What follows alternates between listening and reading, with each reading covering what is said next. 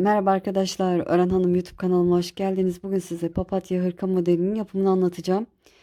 Farklı bir teknikle yapacağız. Yakadan başlama tekniğiyle yapacağız arkadaşlar. Bu şekilde yapmam da çok istendi. 2-3 yaş aralığındaki çocuklar için yapacağım. Ama siz dilerseniz daha büyük ya da daha küçük yapmak isterseniz yorum kısmına yazın. Size yardımcı olurum inşallah. Elinizin sıkılığı, genişliği de önemli. İpin kalınlığı, inceliği de önemli. Onu da söyleyeyim. Ben kartopu Baby One'la öreceğim. 100 gram 250 metre ip kullanacağım. Videonun sonunda bittiğinde size santim olarak kolu şu kadar santim, eni şu kadar, boyu şu kadar santim diye göstereceğim. Sizinle birlikte başlayıp sizinle birlikte bitireceğim inşallah. Erkek çocuklar için yapmak isterseniz figür araba modeli var kanalımda. Onu da üzerine işleyebilirsiniz. Dediğim gibi sade olarak da kullanabilirsiniz. İlla papatyalı olması şart değil. Evet. Şiş olarak da 3 numara şiş kullanacağım. Elim biraz geniş. Sizin eliniz sıkıysa 3,5 numara şiş kullanabilirsiniz. Misinalı şişle öreceğim. Daha kolay oluyor. Evet, 92 ilmek atarak başlayacağız. Şöyle iplerimi kenara alayım. Evet, hadi bakalım başlayalım. Bismillahirrahmanirrahim. Benimle aynı boyutta yapmak isteyenler 92 tane ilmek atalım.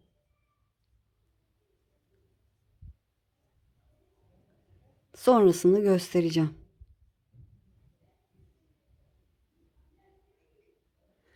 Evet, şişime 92 tane ilmeğimi attım. Lastik örgü yapacağım. Bir düz, bir ters. Bir düz, bir ters. Bir düz, bir ters. Evet, bir düz, bir ters örerek sıranın sonuna kadar gelelim. Bir ters, bir düz. Evet, sıranın sonuna yaklaştım. Son 3 ilmeğim kaldı. Bir ters, bir düz, son kenar ilmeğimi de ters örüp sıramı tamamladım. Çevirdim. Ön yüzdeyiz. Tersi ters, düzü düz öreceğiz. İlk ilmeğimi örmeden aldım. Sıradaki ilmeğim ters göründüğü için ters örüyorum. Düzleri düz, tersleri ters. Bu şekilde lastik örgü yapalım.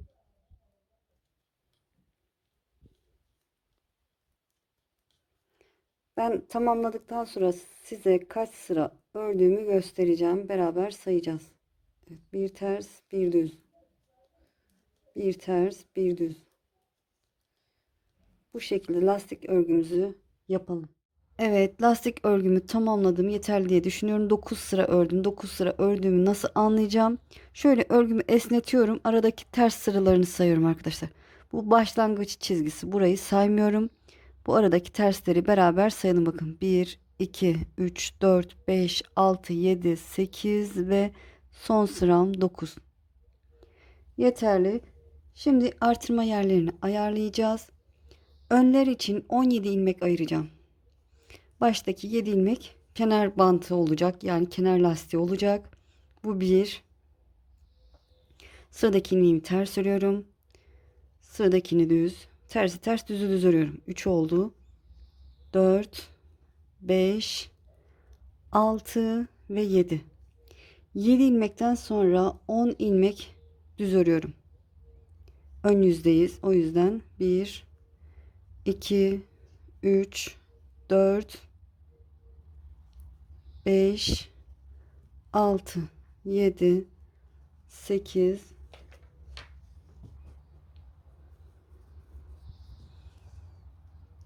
9, 10. Evet, 17 ilmek örmüş olduk. Yine de sayalım. 3, 6, 9, 12, 15, 16, 17. Burada bir artırdım. Yani bir doladığım 2 ilmek, artırma ilmeklerimi 2 ilmek olarak ayarlıyorum. 2 ilmek düz ördüm, bir doladım. Hep bu iki düz ilmeğin hem öncesinde hem sonrasında artırma yapacağız. Her ön yüzde. Kol için 12 ilmek örelim. 1, 2, 3, 4, 5, 6, 7, 8, 9, 10, 11 ve 12. Bir doladım. 2 ilmek örüyorum. 1, 2. Bir doladım. Artırma ilmeklerimiz dediğim gibi 2 tane. Arka için 26 ilmek örüyorum. 1, 2, 3, 4, 5, 6, 7, 8, 9, 10, 11, 12, 13, 14, 15, 16, 17, 18, 19, 20.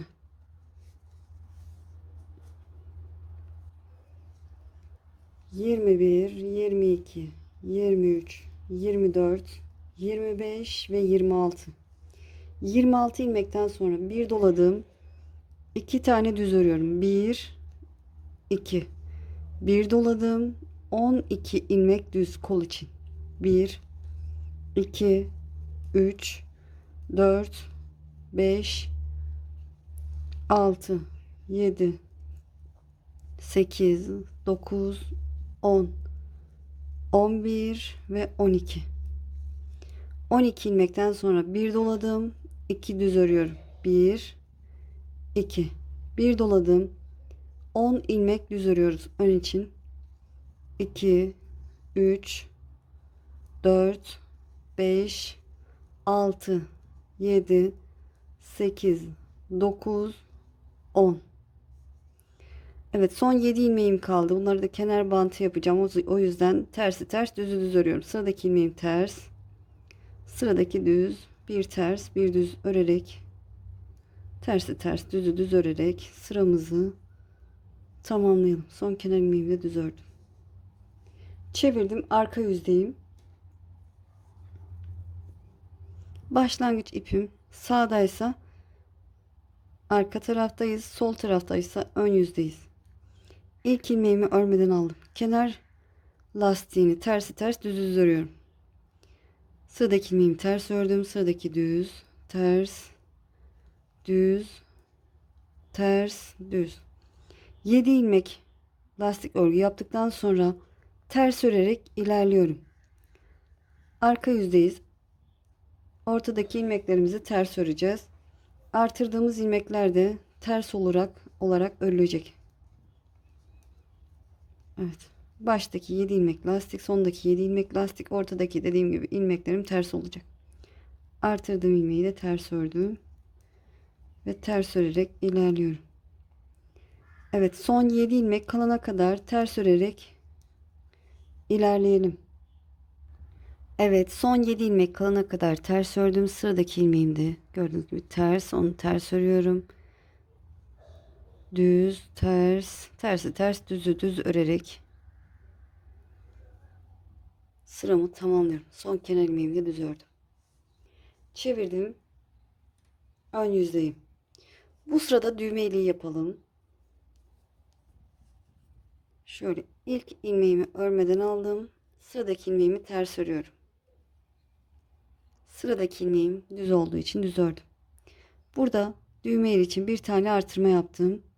Sıradaki 2 ilmeğin ikisini bir örüyorum. Dengelemek için. Bir artırdık, bir eksilttik.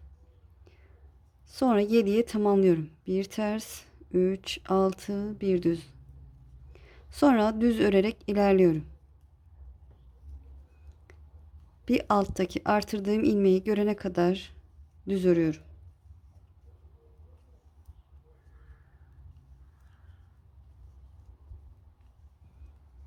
Evet, bakın bunu bir altta artırdım. Oluşan delikten anlıyorum.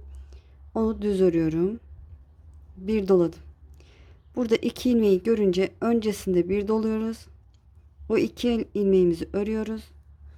Ve ördükten sonra yine doluyoruz. Sonra düz örerek devam ediyoruz. Diğer artırma ilmeklerime gelene kadar.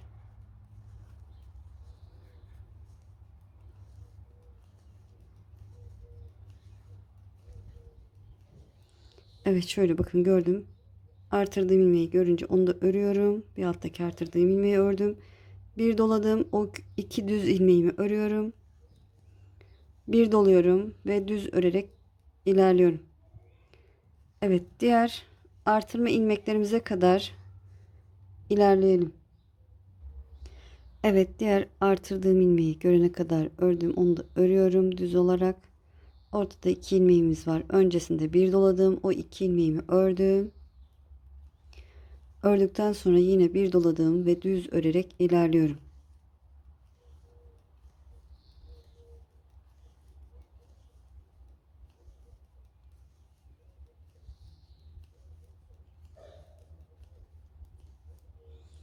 Evet, diğer artırdığım ilmeği gördüm. Onu da örüyorum ve doluyorum. İki düz örüyorum ve yine doluyorum. Ve son 7 ilmek kalana kadar düz örerek ilerliyorum. Her ön yüzde bu şekilde öreceksiniz. Arka yüzde artırma yok. Biliyorsunuz. Evet, tersi ters, düzü düz örüyorum. Karşımda ters ilmeğim var. Ters ördüm. Düz, ters, düz, ters, düz. Son kenar ilmeğimi de düz örüp ikinci artırma sıramı tamamlamış oldum. Çevirdim. Arka yüzdeyim. İpi kendime doğru alıyorum. İlk ilmeği örmeden sağ işimi aldım. Sıradaki ilmeğim ters. O yüzden ters örüyorum. Sıradaki düz, ters, düz, ters, düz. 7 ilmekten sonra ters örerek ilerliyorum.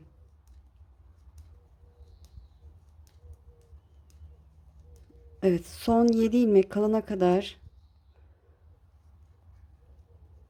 ters örerek ilerleyelim. Evet, son 7 ilmeğim kaldı. Tersi ters, düzü düz örerek sıramı tamamlayacağım. Bir ters, bir düz, bir ters. Bu artırdığım ilmek düz, bir ters, bir düz. Son kenar ilmeğimi de düz örüp modelimin arka yüzünü tamamlamış oldum. Evet, şöyle ön yüzdeyiz. Üçüncü artırma sırası. Şöyle ipi kendime doğru aldım. İlk ilmeği örmeden sağ işimi alıyorum. Kenarı düzgün olsun diye. Sıradaki ilmeğim ters, düz, ters. Bakın düğme ilmeğim oluştu. Bir düz, bir ters ve düz örerek ilerliyorum. Artırma ilmeklerimize kadar ilerliyoruz. Modelimiz önden düz, arkadan ters. Çok kolay. Evet, bir alttaki artırdığım ilmeğim, onu düz örüyorum. Ortadaki iki artırma ilmeğim öncesinde bir doladım. O iki ilmeğimi örüyorum ve bir doluyorum. Artık yerleri belli, anlarsınız. Sonra düz örerek ilerliyorum.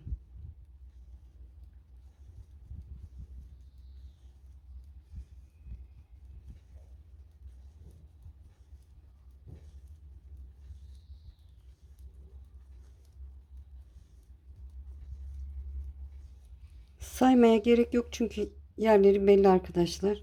Zaten sayı da artıyor, ondan kafanız karışabilir. Böyle bakın. Bir alttaki artırdığım ilmeği örmüşüm. O iki ortadaki artırma ilmeğine gelmişim. Öncesinde bir doladım. İki düz ördüm. Bir doladım. Ve düz örerek ilerliyorum. Şöyle burayı da göstereceğim tekrar.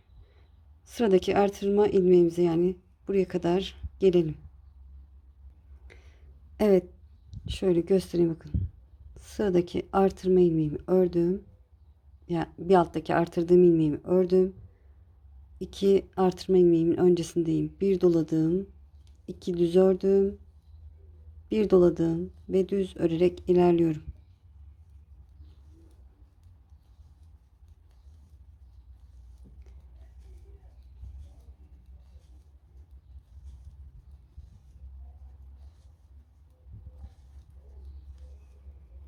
Evet, bir alttaki artırdığım ilmeği ördüm. Bir doladım. İki düz ördüm. Bir doladım ve düz örerek ilerliyorum. Son 7 ilmek kalana kadar.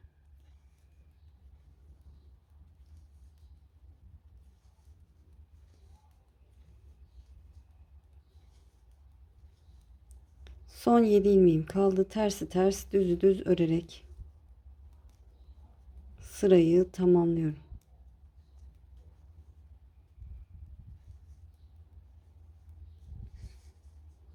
Evet, şöyle bakın, artık tamamen anlarsınız. Arka yüzde baştaki 7 ilmek kenar bandı. Şöyle ilk ilmeğimi örmeden aldım. Bir ters, bir düz, bir ters, bir düz, bir ters, bir düz. Sonrasında ters örerek ilerliyorum. Dediğim gibi son 7 ilmek kalana kadar bu şekilde örüyoruz arka yüzde. Arka yüzde hep aynı şekilde olacak. Ön yüzde hep aynı şekilde olacak. Böyle iyice belirginleşti artırma ilmeklerimiz. Şöyle ön yüzden göstereyim. Bakın, bilirsiniz artık nerede artıracağınızı. Bu şekilde devam edelim arkadaşlar. Karıştırırsanız videoyu geriye alabilirsiniz. Öyle de anlayabilirsiniz. Saymadığımız için anlarsınız diye düşünüyorum. Arka yüz hep aynı şekilde, ön yüz de aynı şekilde örülecek. Düğme iliğini bir dahaki düğme iliğine kadar örelim arkadaşlar. Kaç sıra ördüğümü size göstereceğim. Düğme iliğini açacağız ve robayı ne kadar uzatacağız onu da söyleyeceğim birazdan. Evet, gördüğünüz gibi ikinci düğme iliğine kadar geldim. Ne kadar ördüm? Şöyle buradaki artırma sıralarımızı sayarsak, boşlukları yani delikleri sayarsak 13 sıra oldu. Yine de beraber sayalım. Bakın, 1, 2, 3, 4, 5, 6, 7, 8, 9, 10, 11, 12, 13 sıra artırmışım. Şöyle düğme iliğinden sonra ne kadar örmüşüm onu göstereyim. Şöyle diğer şişimin ucunu alayım. Bakın, düğme iliği yani düğme boşluğundan sonraki ters sıraları sayıyorum. 3, böyle genişletiyorum. 3, 6, 9, 12, 15, 18, 21, 22, 23 sıra örmüşüz düğme iliğinden sonra. Yani 23 sırada bir düğme iliği açacağız. Evet, ikinci düğme iliğimizi de açalım. İlk ilmeğimi örmeden sağ şişimi aldım. Sıradaki ilmeğimi ters örüyorum. Sıradaki ilmeğimi düz örüyorum. Ne yapmıştık? Düğme iliğinde 3 ilmekten sonra bir doladım. Sıradaki 2 ilmeğin ikisini bir ördüm. Ve bir ters, bir düz ve düz örerek ilerliyorum. Yoluma devam ediyorum. Evet, bu şekilde düğme iliklerini yaparsınız. Ne kadar öreceğiz? Yine aynı şekilde devam ediyor robamız. Bu artırma delikleri arkadaşlar 2-3 yaş için 23 ve 25 tane. Siz bilirsiniz. Bakarsınız, elinizin sıkılığı, genişliği de önemli. İpinizin inceliği, kalınlığı da önemli. Bu delikler 23 ve 25 arası olana kadar örelim. Ben size göstereceğim arkadaşlar ne kadar ördüğümü, santim olarak da örünce söyleyeceğim. Evet, dediğim gibi 23 ve 25 arası, ipin kalınlığına, inceliğine göre fark eder. Tamamlayıp döneceğim. Evet, roba artırmalarımı tamamladım. 23 sıra artırdım. Daha büyük olsun istiyorsanız, eliniz sıkıysa 25 sıra artırma yapabilirsiniz. 23 sıra artırma yaptım. Nasıl anlıyorum? Buradaki delikleri sayıyorum arkadaşlar. O şekilde anlayabilirsiniz. Şöyle santim olarak da vermek istiyorum. Şöyle şu koltuk altına kadar yakadan. Şöyle göstereyim. 15,5-16 santimde diyebiliriz. Gördüğünüz gibi 16 santimde diyebiliriz. İdeal oldu. 2-3 yaş, hatta çocuk zayıfsa 4 yaşa kadar, 3,5-4 yaşa kadar da olur diye düşünüyorum. 23 sıra artırdım. Toplamda şişimde 276 tane ilmeğim var. Nasıl ayıracağız? Onu da göstereyim. Artırma ilmeklerimiz gördüğünüz gibi 2 ilmekti. Şöyle iki ilmeğin arasına işaretleyici koyuyorum. Siz işaretleyici koymanıza gerek yok. Ben daha iyi anlatabilmek adına koyacağım. İkisinin arasına işaretleyici koydum. Bu sağ taraf 41 ilmek ön oldu. Bir sonraki artırma ilmeklerimin arasına, iki ilmeğimin arasına işaretleyici koyuyorum. Kolu da ayırmış olduk. Kolumuzda böyle 60 ilmek oldu. Bir sonraki artırma ilmeklerimin arasına işaretleyici koyuyorum. Arkaya ayarlamış olduk. Arkası da 74 ilmek oldu. Bir sonraki artırma ilmeklerimin arasına işaretleyici koydum. Bu taraf kolda yine 60 ilmek, kolda önlerde 41 ilmek olarak ayarlamış olduk. Hırka öreceğimiz için şöyle beraber artırma ilmeklerimizin öncesine kadar öreceğiz. Şöyle ilk ilmeğimi örmeden aldım. Bir ters, bir düz, bir ters, bir düz, bir ters, sonra düz örerek ilerliyorum. Artırma ilmeklerimize kadar düz örerek ilerleyelim. Evet, artırma ilmeklerimin öncesine kadar geldim. Artırma ilmeğimin bir tanesini daha örüyorum. Burada ön için 41 ilmek örmüş olduk. Şöyle işaretleyicimi çıkartıyorum. Sadece kolu öreceğiz. Hırka ördüğümüz için ilk önce kolları bitireceğiz arkadaşlar. O yüzden şöyle siz iki şişle örüyorsanız diğer ilmeklerin hepsini başka bir ipe geçirebilirsiniz. Şöyle kolu ayrı geçirin, diğer kolu ayrı şekilde geçirin. Bu kolu ördükten sonra diğer kolu öreceğiz. Sonra gövdeyi şöyle şuradan itibaren örerek birleştireceğiz. 60 ilmeğimi öreceğim.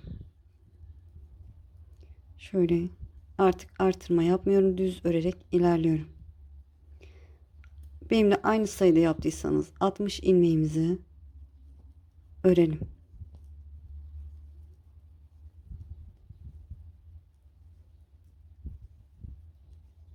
Misinalı şişimle örebilirdim ama size daha iyi anlatabilmek adına farklı şiş kullanıyorum. Evet, diğer artırma ilmeğimize kadar örelim. Evet, diğer artırma ilmeklerime kadar geldim. Sadece bir tanesini örüyorum. Şöyle işaretleyicimi çıkartayım artık. Sonra çeviriyorum. Evet, bu şişimle örmeyeceğim. Diğer şişimi kullanacağım. Şöyle çevirdim.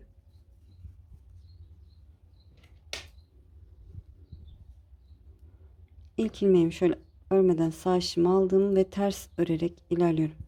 Önden düz, arkadan ters öreceğiz. Artırma, eksiltme hiçbir işlem yok. Nasıl kolay örüyorsanız o şekilde şiş kullanın ya da kullanmayın, siz bilirsiniz arkadaşlar. Nasıl rahat ederseniz o şekilde örebilirsiniz. Evet, ilmeğim çıktı.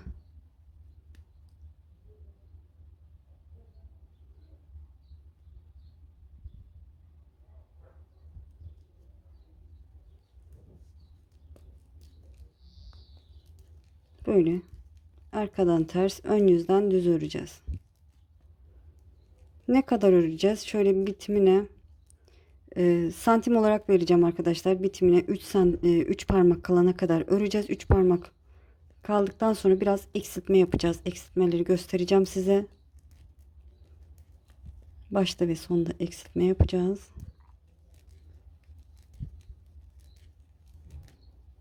Evet, ters örerek sırayı tamamlayalım. Evet, son iki ilmeğim kaldı. Onları da ters örüp sıramı tamamladım. Şöyle çeviriyorum.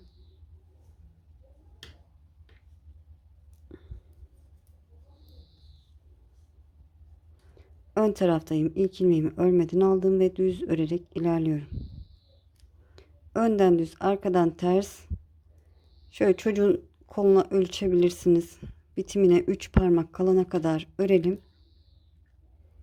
Eksiltme yapacağız. Sonrasında da lastik örgüye geçeceğiz. Bu şekilde devam edelim. Evet. Ben rahat öremiyorum, o yüzden kısa tutuyorum, kusuruma bakmayın. Tamamlayıp döneceğim inşallah. Evet, gördüğünüz gibi dediğim yere kadar ördüm. Kaç santim oldu diye sorarsanız şöyle koltuk altından kol ucuna kadar 17 santim oldu. Bir 4 santim daha öreceğiz. Siz bakarsınız, daha uzun olmasını istiyorsanız biraz daha örebilirsiniz. Evet, burada şöyle biraz eksiltme yapacağım.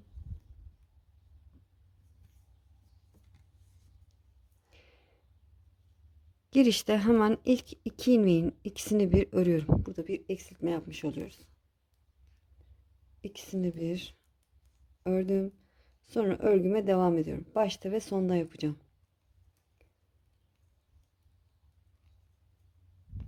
Örgüme devam ediyorum. Son 2 ilmek kalana kadar örelim. Evet, sıranın sonunda son 2 ilmeğim kaldı. O 2 ilmeğin de ikisini bir örüyorum.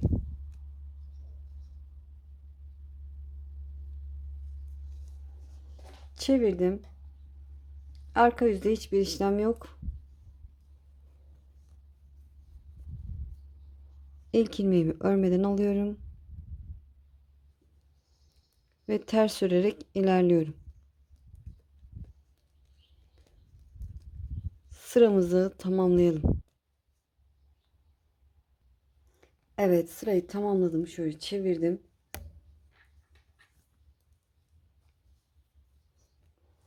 Ön yüzdeyim. Bir sıra ön yüzde eksiltme yapalım. Bir sıra yapmayalım. Yani bu sırada yapmayacağız. İlk ilmeğimi örmeden aldım ve düz örerek sıramızı tamamlayalım. Dediğim gibi eksiltme yapmayacağız.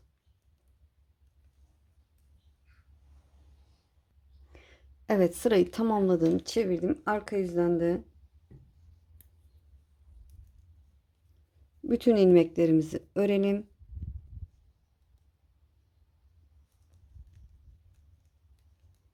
Bu şekilde örelim. Ön yüzde tekrar eksiltme yapacağız. Orayı göstereceğim. Evet, sırayı tamamladım. Şöyle çevirdim. Ön yüzdeyim. İlk iki ilmeğin ikisini bir örüyorum. Ve yine düz örerek devam ediyorum. Son 2 ilmek kalana kadar örelim. Evet, son 2 ilmeğim kaldı. O ikisini de birlikte örüyorum ve eksiltmemi yapmış oldum bu sıradaki son eksiltme. Çevirdim, arka yüzden hiçbir işlem yok. Ters örerek sıramızı tamamlayalım. Evet, sırayı tamamladım. Çevirdim. Ön yüzdeyim. Bu sırada da eksiltme yapmayacağız. Dediğim gibi bir sıra yapacağız. Ön yüzde bir sıra yapmayacağız şeklinde ilerledik. Evet. Her birini örerek ilerliyorum. Evet, bu şekilde düz örerek sırayı tamamlayalım. Arka yüzde örelim. Sonraki ön yüzde eksiltmeyi yine göstereceğim. Evet, arka yüzde tamamladım. Şöyle çevirdim. Ön yüzdeyim. Üçüncü eksiltme sıramız, son eksiltmemiz. Dilerseniz bir defa daha eksiltebilirsiniz. Şöyle ilk iki ilmeğin ikisini bir örüyorum. Lastik örgüye başlayacağım artık. Şöyle göstereyim, bakın. Şöyle şu kadar ördük. Bir de lastik örgüye başlayalım. Bunu düz olarak kabul ediyorum. Sıradakini ters. Sıradakini düz. Lastik örgü de kendisini toparlıyor zaten. Bir ters, bir düz, bir ters, bir düz, bir ters, bir düz. Evet, bir ters bir düz örerek devam edelim. Son 2 ilmek kalana kadar örelim. Evet, son 2 ilmeğim kaldı. En sonunda düz ördüm. O 2 ilmeğin ikisini bir örüyorum. Çevirdim, arka yüzdeyim. Artık dediğim gibi eksiltme yapmak istemiyorum. İpi kendime doğru aldım. İlk ilmeğimi örmeden aldım. Sıradaki ilmeğim ters, ters örüyorum. Bir ters bir düz, bir ters bir düz. Bu şekilde lastik örgümüzü örelim.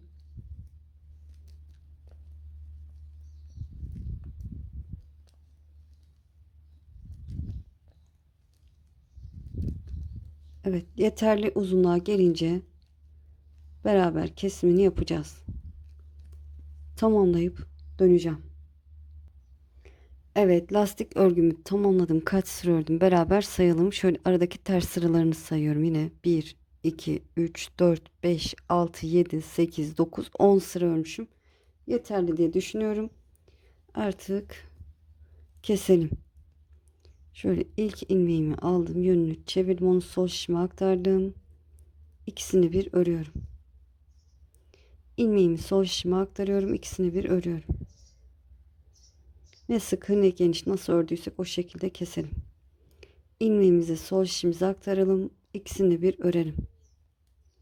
Sol şişime aktarıyorum. İkisini bir örüyorum.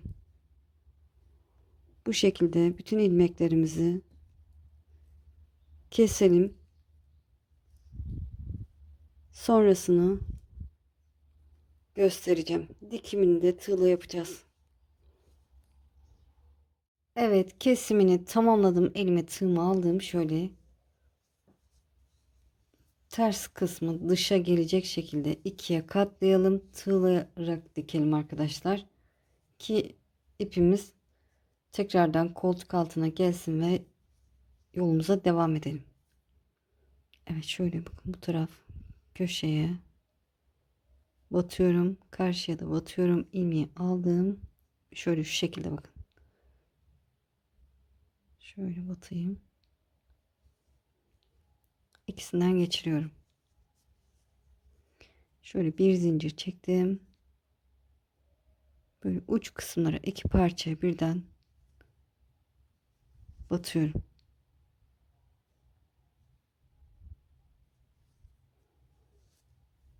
Kaydırma tekniği de yapabilirsiniz. Bakın bu şekilde yapabilirsiniz. Ya da sık iğne yapabilirsiniz.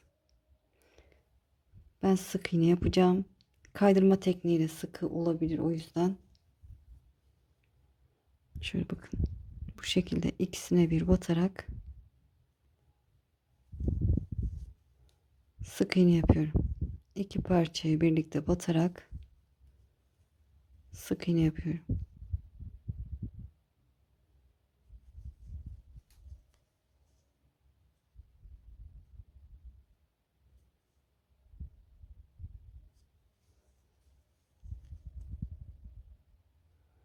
Evet, bu şekilde koltuk altına kadar gelelim.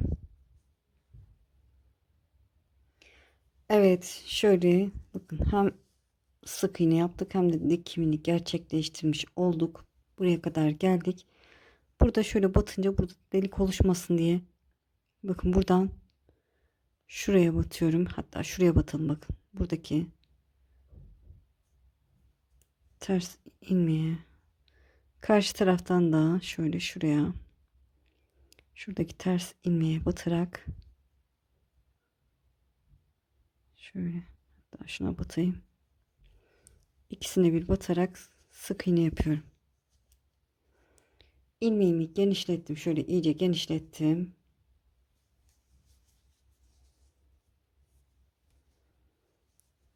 Buraya kadar gelmiştik hatırlarsanız. Burada bir tane fazladan ilmek oldu. Dar oldu derseniz bunu da gövdeye katabilirsiniz. Evet, şöyle.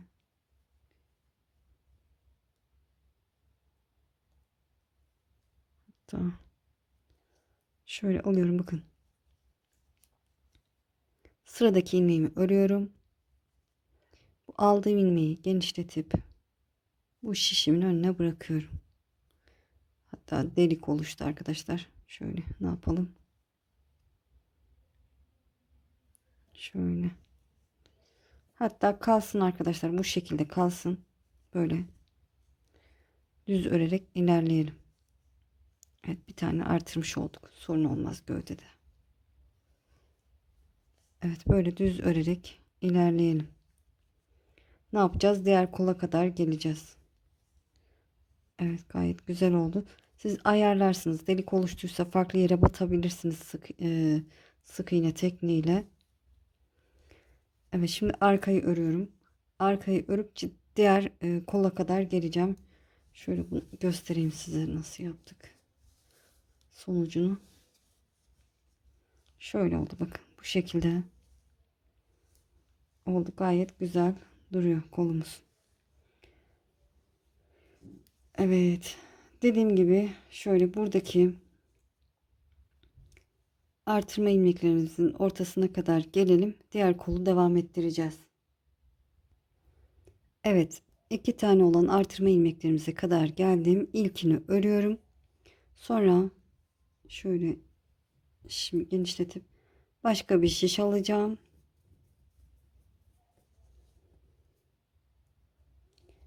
Evet, kol için kaç ilmek ayırdık unuttum ben.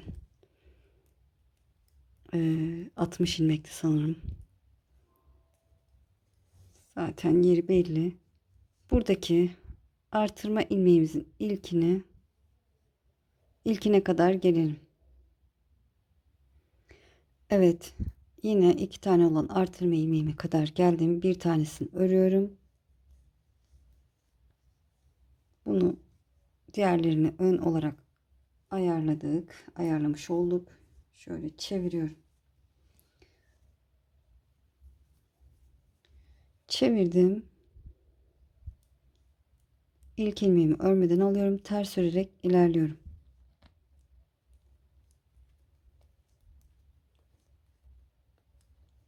Evet, bu şekilde devam edersiniz.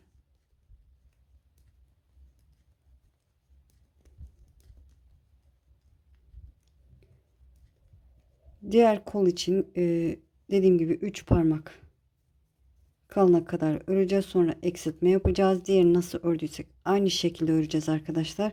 Ama aynı boyda olduğunu nasıl anlayacağız? Şöyle tersini çevirirsiniz. Tersini çevirin. Bakın burada sıraları görürsünüz. Şurada bakın. Şuradan itibaren sayarsak 1, 2, 3 sıra ters örgü görünüyor. Böyle işaret koyabilirsiniz. Ya da diğeriyle birlikte diğeri kaç tane ise burada da o kadar örüp kaç sıra ters oluştuysa o kadar örüp kol eksiltmesini yapacaksınız. Sonra lastik örgüye geçeceğiz. Videoyu geri alıp da yapabilirsiniz arkadaşlar. Orayı göstermeyeceğim. Aynı şekilde diğer kolu nasıl ördüysek aynı şekilde örelim. Dediğim gibi boyutu aynı olacak. Şöyle de yapabilirsiniz. Mesela kolu ördünüz, diğerinde şöyle yan yana tutup şöyle eksiltme yeri zaten belli. Şuraya kadar öreceksiniz. Sonra eksiltme yapacaksınız. Evet, bu kolda tamamlayıp döneceğim. Evet, gördüğünüz gibi diğer konuda tamamladım. Sonra tığlayarak birleştirdim, yani dikimini yaptım. Son bir ilmeğim kaldı burada. Onu da yine şişime geçirdim. Yoluma devam ediyorum. Evet, düz örerek ilerliyorum.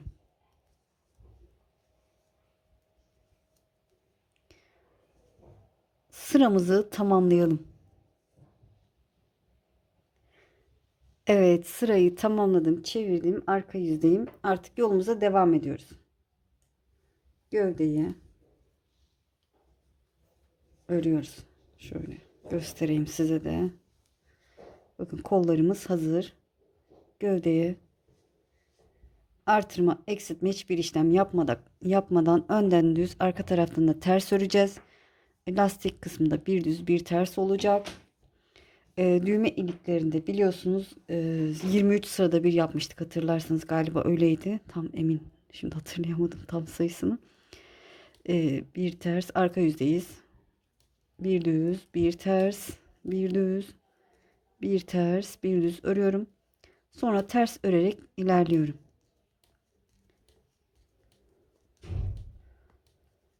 Evet, ters örerek ilerliyorum. Dediğim gibi burası da ters olacak, bitti. Böyle bu şekilde devam edelim. Dediğim gibi düğme iliklerini unutmayalım arkadaşlar. Düğme iliklerimizi de açmayı unutmayalım. Yeterli boyuta gelince sonra lastik örgüye geçeceğiz. Orayı da size göstereceğim.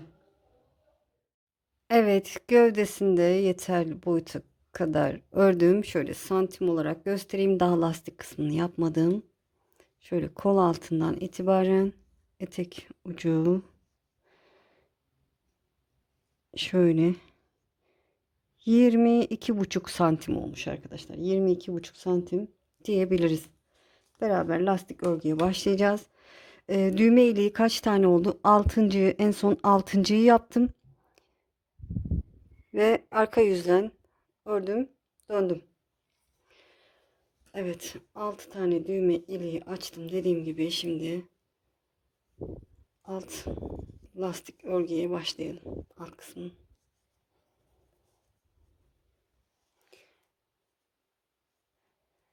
İlk ilmeğimi örmeden aldım. Bir ters, bir düz. Bir ters, bir düz. Bir ters, bir düz. Bir ters, bir düz. Evet, bir ters, bir düz, bir ters, bir düz. Bu şekilde bir ters, bir düz örerek sıranın sonuna kadar gelelim. Evet, bir ters, bir düz örerek sıranın sonuna geldim. Son kenar bantlarında denk geldi çünkü iki tane artırma yaptık. Biri ters, biri düz olmuş oldu. Şöyle koltuk altı kısmında. Şöyle çevirdim. Yine tersi ters, düzü düz öreceğiz. Lastik örgü biliyorsunuz. Bu şekilde devam edelim. 10 sıra lastik örgü yapmayı düşünüyorum. Siz daha fazla ya da daha az yapabilirsiniz. İkinci sırasındayız. 10 sıra ördüğümüzü nasıl anlayacağız? Tekrar göstereceğim size. Evet, tamamlayalım. Dediğim gibi sonrasını göstereceğim. Evet, gördüğünüz gibi lastik örgümü tamamladım. 10 sıra ördüm. 10 sıra ördüm. Nasıl anlıyorum? Yine ters sıralarını sayacağım. 1, 2, 3, 4, 5, 6, 7, 8, 9, 10 sıra görünüyor. Demek ki 10 sıra örmüşüm. Şimdi kesimini yapalım. Kesimini yaparken şöyle farklı şekilde keselim bu sefer. İlk ilmeğimi örmeden sağ işimi aldım. Sıradaki ilmeği ters örüyorum. Ters olduğu için ters örüyorum. Örmeden aldığım ilmeği genişletip sağ işimin önüne bırakıyorum. Sıradaki ilmeği düz örüyorum. Arkadaki ilmeği genişletip sağ işimin önüne bırakıyorum. Bu şekilde de kesebilirsiniz. Sıradaki ilmeğim ters olduğu için ters örüyorum. Arkadaki ilmeği genişletip sağ işimin önüne bırakıyorum. Sıradaki ilmeğim düz. Arkadaki ilmeğimi genişletip sağ işimin önüne bırakıyorum. Sıradaki ilmeği ters örüyorum. Arkadaki ilmeği genişletip sağ işimin önüne bırakıyorum. Evet, bu şekilde bütün ilmeklerimizi keselim. Evet, kesimini de tamamladım. Gördüğünüz gibi bu şekilde oldu. Papatyalarını yapmadan önce erkek çocuklar için bu şekilde de kullanabilirsiniz. Dediğim gibi figür araba yapıp da üzerine dikebilirsiniz. Size kalmış. Nasıl örmek isterseniz. Evet, ben santim olarak da vermek istiyorum. Şöyle papatyalarını yapmadan önce. Ee, Şöyle en olarak 28 santim, hatta 28,5 da denilebilir. Şöyle kol olarak şöyle şuradan itibaren, koltuk altından itibaren şöyle 20 santim diyelim arkadaşlar. 20 santim. 20 santim şöyle yakadan kol ucuna kadar 36 santim. Şu kısımdan bu alt etek ucuna kadar 38 santim. Şöyle burayı ölçmüştük sanırım daha önce ama. Yakadan koltuk altına kadar 16,5 santim de diyebiliriz. Bu şekilde. Evet, şimdi papatyanın yapımına geçelim. Şöyle kenara alayım. Papatya için beyaz ve açık sarı ip kullanacağım. Şöyle şu şekilde yapacağım. Açık sarı ipini de şöyle elimde bulunan iplerimi değerlendireceğim. Tığ olarak ise 3 numara 2.20 milimetrelik tulip tığ kullanacağım.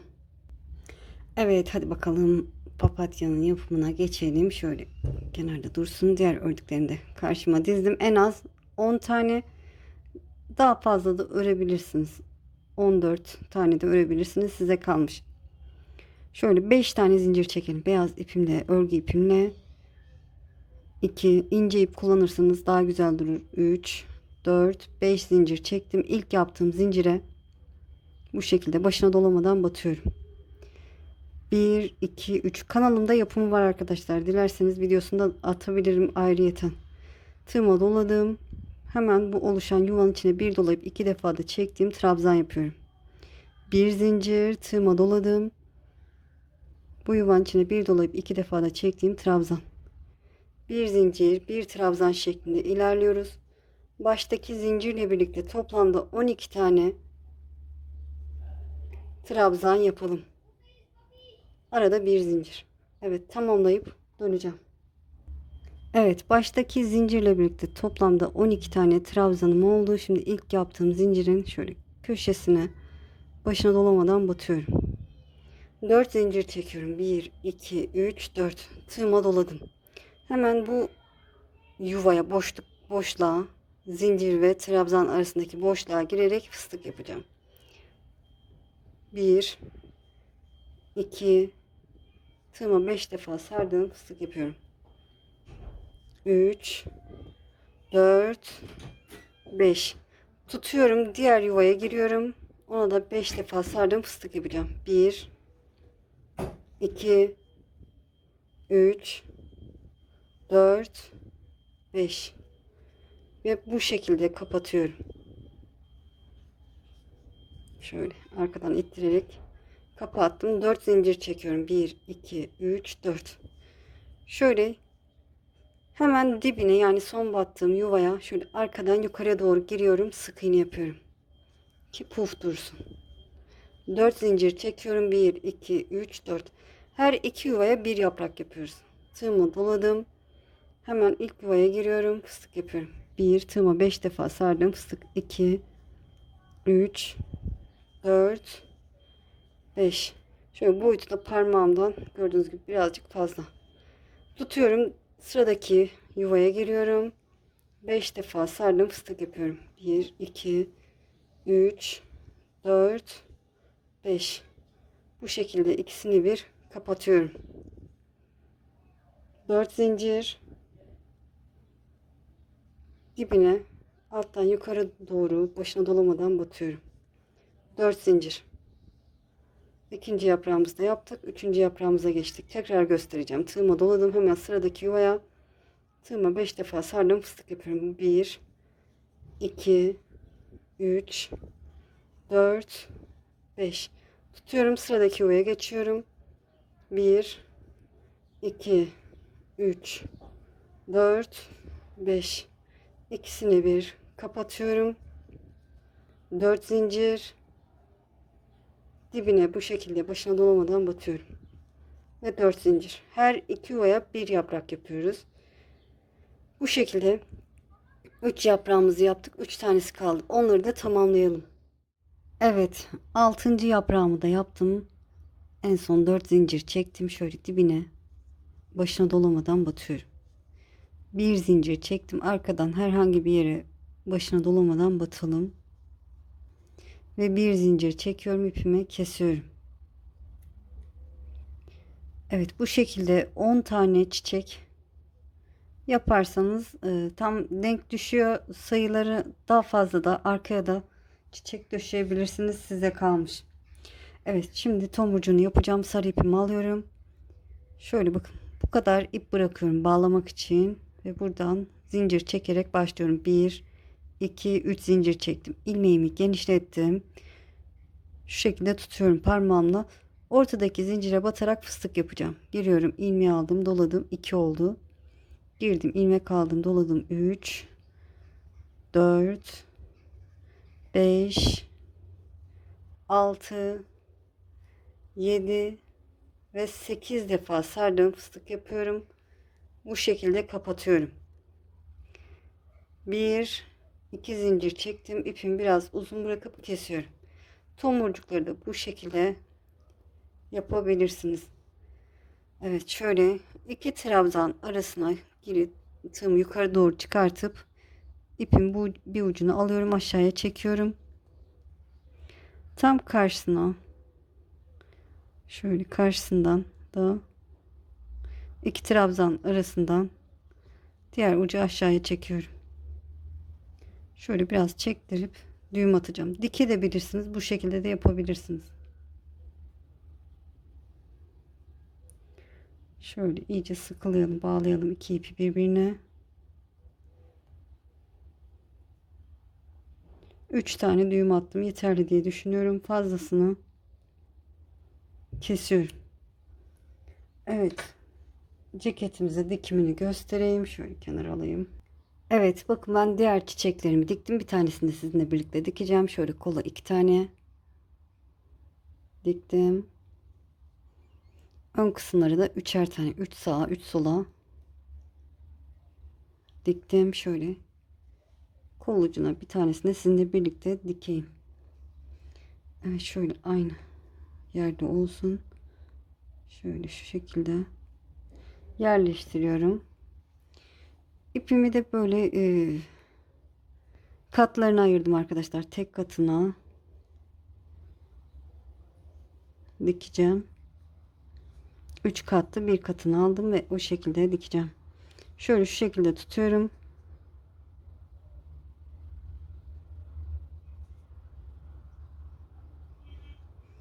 Şöyle şuradan bu şekilde yaprak uçlarından tutturacağım.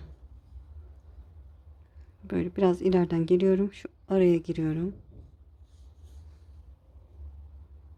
Buradan aşağıya inip diğer yaprak ucundan çıkıyorum. Buradan giriyorum. Diğer aradan bakın iki yaprak arasından çıkıyorum. Bu şekilde